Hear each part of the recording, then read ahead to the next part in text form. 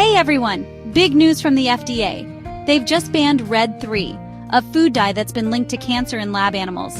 Yeah, it's the same one that was banned in cosmetics 35 years ago. Finally, right? So what does this mean for us parents? Red 3 is in so many things our kids love. Candies, desserts, sprinkles, even some medications. But don't worry, manufacturers have until January 2027 to reformulate foods, and until January 2028 for ingested drugs. So, there's still time to adjust. Denver health experts and parents are actually pretty supportive of this move.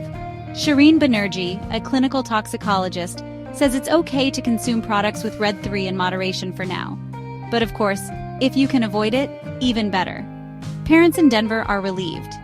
Jessica Gillen, who owns Perfectly Sweet Cookies, acknowledges the challenge of replacing artificial dyes, but she's embracing the change. It's a step forward for healthier options, right? Now, you might be wondering about the health concerns. Studies have shown a potential link between Red 3 and cancer in male rats, although no direct link has been found in humans yet. Still, it's better to be cautious, especially when it comes to our kids. So what can you do? Start checking labels more diligently and look for alternatives. There are plenty of natural food colorings out there that are just as vibrant and fun for your little ones. It's all about making those small changes for a healthier future. That's it for today's update. If you found this information helpful, don't forget to like, share, and subscribe. Let's keep our kids safe and healthy together. Take care, everyone.